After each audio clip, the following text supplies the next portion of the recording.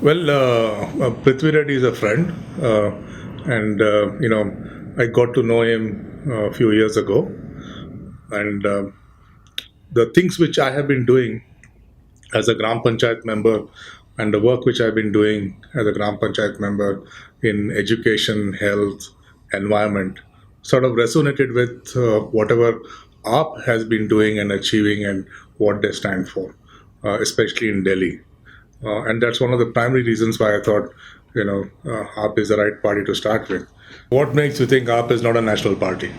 Okay. So we have a government in Delhi. We are the primary opposition or principal opposition in Punjab. We have fought elections in Haryana. We have fought elections in Goa. We recently fought elections in Gujarat. And now we are fighting elections in Karnataka. So we are national that way, and we have fair representation in almost all the states, and most of the chapters are very active, and are looking forward to being more active as and when elections happen in those states as well. Well, if you go back in time, especially the Indian independence, India has always voted for clean people, honest background, completely selfless, and that's how the whole politics of India has evolved. But somewhere in between, it has lost its way across India, and there's no doubt that there are criminal elements, gunda elements who have taken advantage of the system and really manipulated the system so much that they have been ruling for many years and decades, which has been very unfortunate.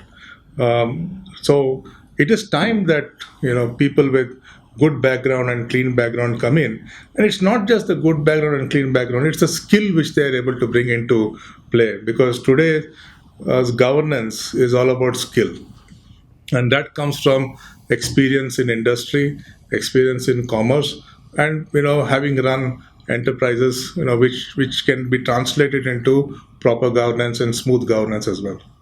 Well, as you know, I've just been an AAP member, but from what I've known from the past, I can just give you a very general comment and that of a layman.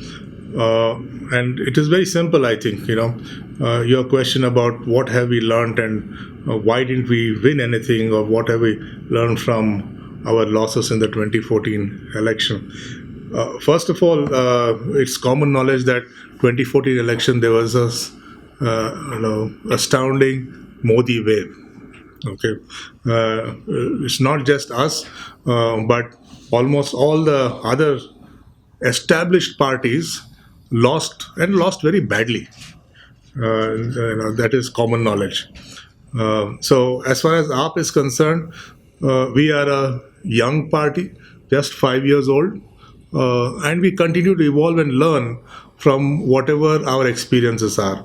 But what we are not shy of is participating in electorate, participating in elections. That's very important for us. Every election we participate brings up new issues, new challenges, and we learn from that. And we want to make sure that we're able to present that in the best fashion to the people as a wonderful option to the more established entities and parties which have been in existence for many decades. I mean, like I said, every election has its own issues, and every election has to be fought on the local agenda rather than an agenda which was fought on about 2-3 years ago. So that doesn't really make sense. In Karnataka, the issues are very different to what Punjab went through. In Karnataka, we have the tag of being the most corrupt state in India.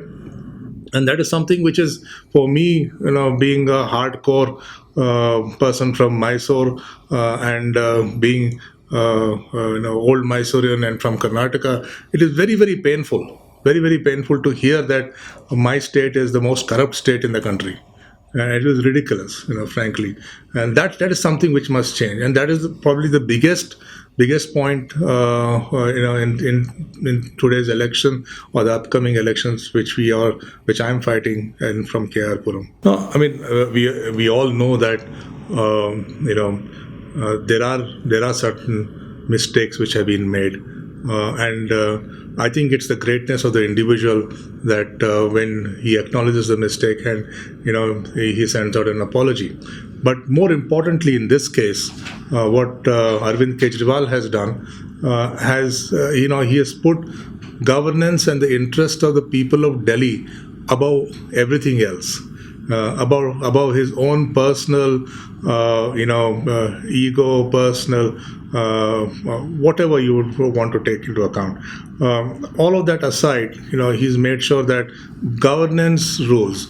So by apologizing, he's making sure that the current judiciary or the judicial system, does not weaken the party and does not interfere in the governing of Delhi, where they have made substantial progress, substantial changes, unheard of things in education, unheard of things in healthcare, which has received international acclaim. And all of that hard work cannot be wasted. And I think it is from that perspective, he's taken the right step. And I personally like it and I welcome it. And there's absolutely no harm in apologizing. But it does not take away the fact that there have been issues and concerns on the individuals on which certain comments were made. Those will remain, and it's for those individuals to respond and answer to those comments. Yeah, the panchayat, I fought the 2015 panchayat elections, and I got elected from Kannamangala. And one of the main reasons why I contested the election was that majority of the revenue was being collected from the gated communities and communities where I have been living in and around Kannamangala and in the panchayat areas. But they would not translate into real-time benefits. It's not that we had a laundry list. We had very, very few requirements like roads and street lights and consistency in some of the norms and so on, and also to bring down corruption, which at all levels it has sort of permeated all levels. So it was in that context I contested the Kannamangala Gram Panchayat election. In terms of experience, it has been a great experience. I've learned a lot about the system. I've learned a lot about the processes that exist in the system. I've learned a lot about the lacunae and the pitfalls in the system as well. But having said that, we have worked together. A few of my co-community leaders have also participated with me. We have worked together to bridge all these things to make Kannamangala and the panchayat area a model area. And I think we are very proud of that. It's a step up. The KR Puram Assembly election is definitely a huge step up. But I'm ready for it. I'm ready for it purely and simply because I do have the experience of running large enterprise. I co-founded the company in India, Genisys. I established their India operations. I established their operations in the US. And over a period of time, I think about over 10,000 people have benefited from employment in the company. So yes, so that is definitely one of the skills I have managed, and I do have that ability.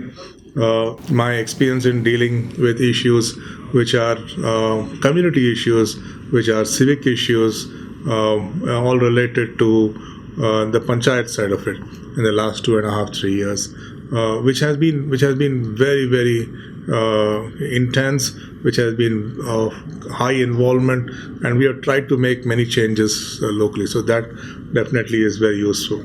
Third thing, and most importantly, I think my grandfather has been a great influence on me, and he is an icon. He's a statesman for Karnataka, and he has always had the interest of the state and the people's interest were really the supreme most and the single most important thing in his life. And I think that is something which will also be a sort of a guiding light in my new journey or new career. I think it's a combination. It's voting for me and for AAP, right? It's very straightforward. Last 10 years of rule, 5 years by Nandish Reddy, 5 years by Basuraj, 860 crores brought in by Nandish Reddy. I'm told it's close to 3,000 crores brought in by Basuraj from the state coffers. And it's there for people to see. It's there for people to see on the ground what are the amenities, okay, which are available. There's close to 6 lakh people in the constituency. There is no health care. There is no hospital. I mean, if somebody falls ill and seriously ill, the closest hospital is a 1 hour, 1.5 hour ambulance drive away. And given Bangalore's traffic, it could be 2 hours. We are in the 21st century. How can we have this kind of a thing going on with so much of money being pumped in to the constituency? So it's complete misgovernance. There's no doubt about it. It's very evident. And it's for the people. The people feel that. And having met with the people and spoken to them, they are quite open and they say, yes, there is an issue. We want a change. So that's where the change is. We need to step in. We need to fill the void. And that's what I'm trying to do now. Interesting question. Dynastic politics is no doubt, very prevalent in India. It is like a family business where from grandfather to grandson, and it will continue possibly into the next generation as well. In our case, we've always led some very simplistic lives. We've always been told to keep our heads down and remain focused and remain humble, and that's what we have been practicing. The important thing for us is we obviously, like any ordinary man, we do have family commitments. Okay, we do have to make sure that the family needs are sort of taken care of. Family is very prominent for all of us, and we have been guided on those principles as well. After having gone through all that, set up the company and worked through for 24 years, acquired the skills of management, acquired the skills of problem resolution, acquired the skills of solution finding. I think now is the best time for me to come in and make sure that all my experience and skill can be actually put to good use for the benefit of the people of KR Puram. Yes, absolutely. I mean, there's no doubt, and I don't think that that goes without saying. Yes, definitely. See, Devarajas is a visionary, and he was very simple, very humble, very tactical, and all he had was the interest of people, above everything else. If you look at all his policies, especially to the OBCs, and the way he made sure that they got a fair representation in his own cabinet to start with. Okay, itself speaks for the fact that he's a people's person, and he wanted to make sure that the connect was there, and every person or every group, every sect, every every community in the state got a fair representation to voice their opinions and to be heard, and which helped him form policies, public policies, and to implement various schemes which benefited the people. Any facility, be it social media, be it your own media, your print media, or anything that is related to data calls for two things. One is stringent laws, and secondly, discipline and fairness in the way you go about it, because not everything can be interpreted by law. And even there, the law will evolve over a period of time. Not everybody can think through with all the scenarios.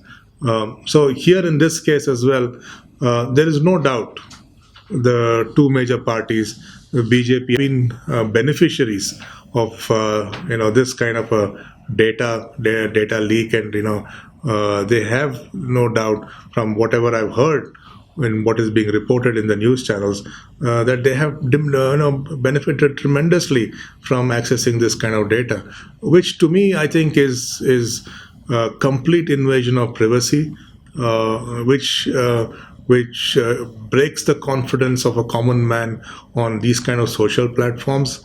And also it sort of restricts people from sharing information which they have so far have always been sharing it with a tremendous amount of trust.